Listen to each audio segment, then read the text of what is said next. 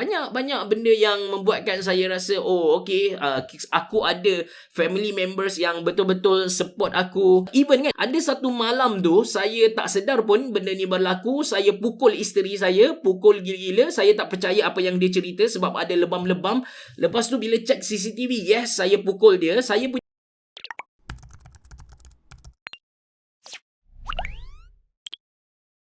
Assalamualaikum warahmatullahi wabarakatuh. Selamat datang ke channel Ashraf Jeffrey, yang mana dekat channel ni saya just nak kongsikan pengalaman dan juga pendapat peribadi saya. Untuk video kali ni, topik kita adalah topik yang hangat dalam sehari dua ni, iaitu tentang seorang manager McD dekat Negeri Sembilan yang kutu OKU, orang kurang upaya.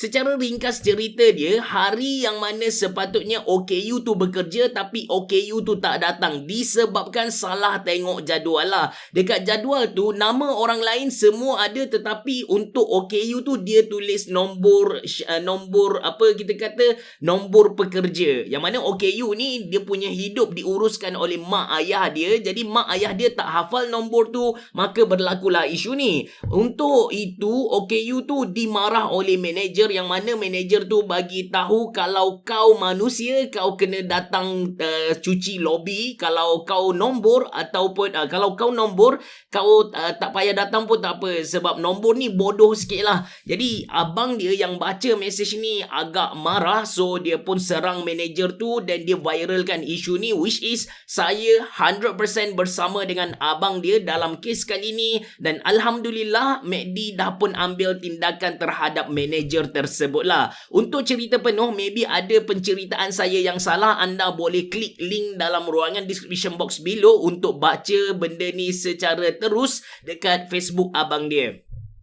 Kenapa saya petik isu ni? Okey, yang pertama anda kena tahu yang McD ataupun company-company yang besar ni, dia memang ada slot khas untuk orang kurang upaya. Mungkin nak support OKU dan sebagainya, tapi salah satu trik untuk kita tolak cukai banyak dalam perniagaan, kita ambil orang OKU bekerja lah. Ini salah satu trik yang maybe anda boleh buat. Tapi of course bila ambil dia bekerja tu, anda kena treat dia sebagai orang yang betul-betul bekerja lah. Jangan bully dia ataupun jangan tak suruh dia datang bekerja dan sebagainya. Kita kena tolong golongan ni. Jadi atas dasar tu, saya nak kongsikan pengalaman peribadi saya.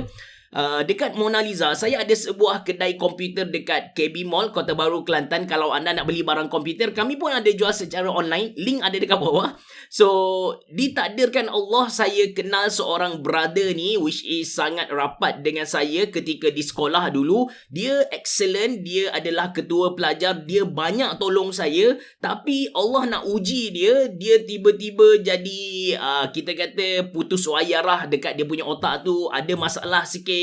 So dia jadi tak berapa betul. Dia datang minta kerja, tapi saya skeptikal sikit. Adakah dia betul-betul boleh buat kerja? Lagi-lagi Mona Lisa dia adalah company retail. Kita berhadapan dengan customer. Kalau salah cerita sikit kepada customer, habis kena maki. Viral satu Facebook guys. Grup tu semua orang akan kutuk company.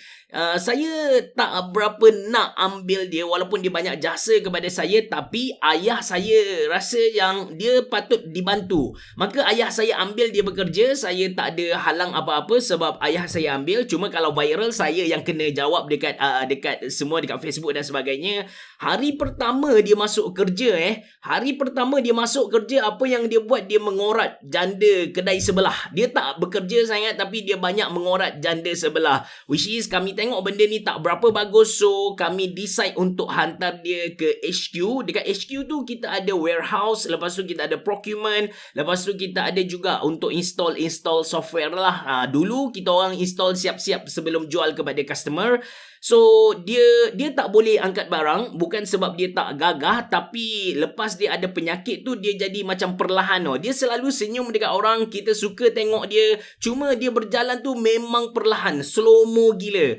And kita suruh dia install software. Dia adalah orang yang excellent, otak dia memang bijak gila. So bila install software tak ada masalah langsung, tapi time install software tu dia selalu bercakap dengan jari dia. Actually kita orang memang tak tahu apa masalah dia. Kita orang syak dia skizo ataupun bipolar. Skizo ni macam ada kawan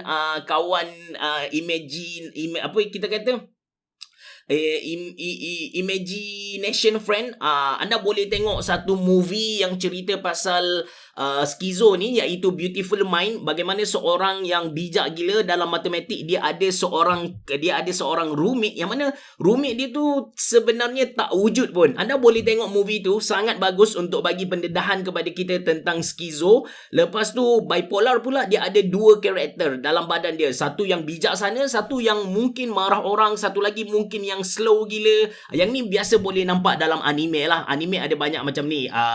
Lepas tu kan, dia bercakap dengan jari, so ramai orang kata dia gila lah. Then kita orang ambil balik dari warehouse, kita orang rasa dari HQ tu, kita orang rasa macam dia dah ready untuk berhadapan dengan customer. So kita orang bagi dia jaga bahagian keyboard and mouse sajalah. Bayangkan dalam banyak-banyak barang komputer tu, kita ada networking, kita ada router, kita ada laptop, kita ada PC, kita ada kabel, ada banyak gila, tapi kita just bagi kepada dia mouse and keyboard sebab itu adalah benda yang paling senang lah. Lagipun ketika tu kami tak jual barang-barang gaming, and memang nak cari mechanical keyboard ke, nak cari mouse yang RGB bagai, tak wujud lagi lah. Bukan tak wujud, Razer saja kot yang ada benda ni. And dia just jual keyboard mouse yang office keyboard, yang Logitech dan sebagainya. Alhamdulillah, makin hari dia makin bagus, makin hari dia bagus. Kakak saya sangat protektif. Kakak saya dia jaga bahagian cashier. Actually dia jaga bahagian account, tapi dalam masa sama dia jaga bahagian cashier. Bila dia nampak ada orang bully, dia ni orang yang OKU ni, kakak saya akan pergi depan fight lah untuk bantu dia. Kakak saya memang protektif lah. Kakak saya sayang gila dia. Lepas tu pernah satu ketika yang ni berlaku di depan mata saya sendiri, sebab saya pun salesman ketika tu. Kawan sekolah dia datang dan tanya, kau buat apa dekat sini? Lepas tu OKU ni dia cakap lah, aku menjual dekat sini. Kawan dia pun kutuk, dulu best student, dulu ketua pelajar, takkanlah jual laptop dekat mall. Memang ramai orang skeptical sikit dengan salesman yang ada dekat mall. Orang kata itu adalah satu pekerjaan level rendah macam tu. Tapi sebenarnya dekat mall pun kita boleh dapat gaji sampai 7,000, 10,000. Kalau lah kejayaan tu diukur berdasarkan duit, kemungkinan besar orang yang kerja dekat mall lagi berjaya dari anda. So orang kutuk dia depan-depan, tapi sayangnya saya tak mempunyai kekuatan, saya agak lemah, so saya tak fight untuk dia. Dia just senyum, dia memang tak gaduh dengan orang, dia memang happy. Nak cakap happy go lucky, dia tak adalah happy go lucky, tapi dia just senyum. Tu dia punya pattern. Then kita orang support dia. Bila dia nak menjual laptop, kita orang pun bagi backup. Bila customer tanya, dia cuba jawab, tapi kalau dia tak boleh jawab, kita orang akan tolong jawab. Sampai 2-3 tahun lah dia bekerja dengan kita orang. At last dia dah nampak okey sikit, sampai dia dah pun boleh kahwin, sekarang dah ada anak dan sebagainya. Kenapa saya cerita semua benda ni? Sebab sebenarnya OKU ni dia perlukan bantuan dari orang di sekeliling. Kita kena tahu satu perkara. Bila Allah dia cacatkan seseorang, yes, Allah yang bagi kecacatan pada seseorang kan, baik daripada dia mula-mula lahir ataupun sampai ataupun mungkin masa dia dah tua, macam saya umur 22, 23 baru dapat temporal lobe epilepsi tu. Allah dia bukan uji orang itu sahaja. Kita kena faham benda ni. Allah uji orang di sekeliling dia juga. Sama ada orang di sekeliling dia ni tengok saja, tolong dia ataupun kutuk dia. Itu adalah ujian untuk kita. Sebagai orang Islam yang nak jadi mukmin yang akan masuk syurga kelak, kita kena usaha untuk bantu orang-orang ni. Saya salah seorang penyakit temporal lobe epilepsi. Saya tahu saya menghidap penyakit ni pada umur 23 ataupun 24 tahun macam tu. Bila saya tahu saya adalah penghidap penyakit temporal lobe epilepsi, which is dekat satu bahagian otak saya ni dia tak normal . Di bahagian emosi saya memang boleh kacau bilau, boleh marah tiba-tiba, boleh menangis tiba-tiba. Saya memang sensitif lah bahagian tu. Kadang-kadang tak boleh kontrol. Bila dia datang sendiri nak marah, dia datang marah. Bila saya confused, dia datang confused. Mula-mula bila saya tahu saya ni berpenyakit temporal lobe epilepsi dan doktor bagi ubat kepada saya macam okey lah, mungkin ni penyakit sementara. But then bila saya tahu temporal lobe epilepsi ni, TLE, adalah satu penyakit yang kekal, saya dalam in denial. Saya macam tak boleh terima, kenapa Allah pilih aku untuk dapat penyakit ni, sedangkan Yelah, kita pun dah buat banyak benda baik. Kita fikir macam tu. Saya in denial, saya tak perasan benda ni. Dan saya start muram, saya start macam kurang bercakap dengan orang, senang marah. Walaupun dah makan ubat, tapi saya senang marah. But luckily, keluarga saya sangat-sangat, sangat-sangat supportive. Semua tanya saya, kalau saya tak boleh drive, mereka nak drive. Lepas tu, kalau saya tak boleh mandi, mereka tolong angkat dan tolong mandikan saya. Banyak-banyak benda yang membuatkan saya rasa, oh okay, aku ada family members yang betul-betul support aku. Lepas tu macam even kan, ada satu case yang ni saya nak cerita pada next videos, dia punya detail tu. Ada satu malam tu, saya tak sedar pun benda ni berlaku. Saya pukul isteri saya, pukul gila-gila. Saya tak percaya apa yang dia cerita sebab ada lebam-lebam. Lepas tu bila check CCTV, yes, saya pukul dia. Saya punya otak ni di-hijack oleh benda tu. So walaupun sebegitu, wife saya tetap dia bantu saya, dia support saya, and saya jadi saya yang sekarang siap ada 2 YouTube channel yang run pada hari-hari, and of course sebab anda support jugalah. Kalau anda tak support, saya tak buat dah video ni kan. Sorry.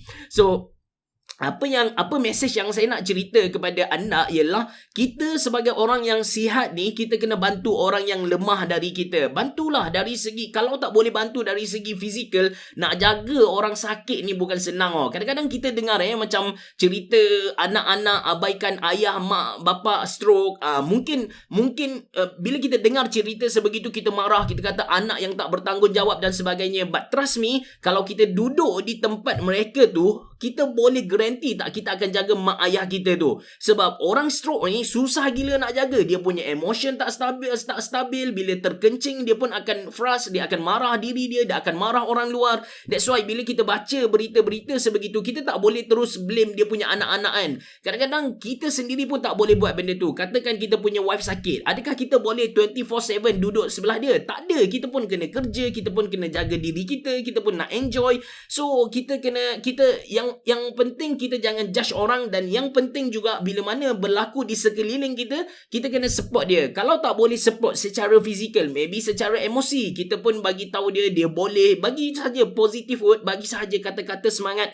Sebab trust me, benda-benda macam ni sangat-sangat penting. Bila bermain dengan emosi ni, kita memang nak bantuan dari orang luar, baik dari segi fizikal, baik dari segi kata-kata semangat dan sebagainya. That's why kalau kita tengok kalau kita tengok ajaran Islam yang sebenar, bila mana berlaku kematian, kita disuruh ucap takziah kan. Tapi bukanlah Al-Fatihah, semoga Al-Fatihah, bukan. Kita bukan kena ucap benda tu kepada family mangsa, tak. Tapi kita kena pergi kepada family yang mati tu, bagi tahu banyak akan bersabar, sesungguhnya Allah bersama kita. Itu yang sebenarnya dimaksudkan dengan takziah. Kita kena bagi kata-kata semangat kepada orang yang lemah. Jadi saya nak guna peluang ni disebabkan sekarang saya dah ada 18,000 subscriber. Saya nak ajak semua antara yang mendengar ni, kalau kita tahu ada orang yang susah daripada kita tolong dia. Kalau kita rasa kita tak mampu tolong dia, kita doa dalam hati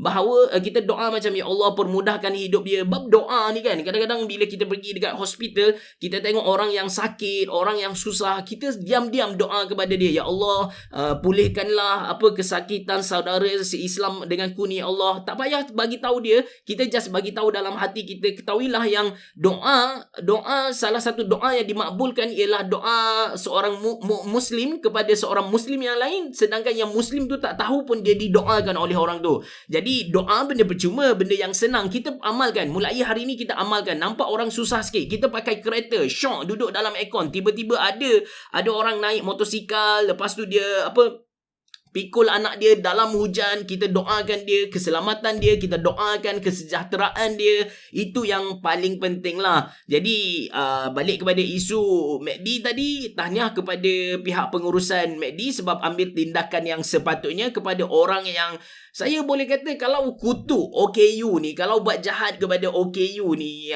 nak panggil manusia pun tak jugalah. Memang teruk gila sebab orang tu dah kita kata dah tak normal. Sepatutnya kita accept dia sebagaimana lah. Saya pun tahu saya pun tak hebat sangat, but benda dah berlaku, kita boleh belajar something dari benda ni. Itu saja untuk video kali ni. Kalau anda rasa pendapat saya betul, maybe anda boleh tekan butang like dan anda boleh komen. Terima kasih kerana menonton. Assalamualaikum warahmatullahi wabarakatuh. Bereboh. Jumpa lagi.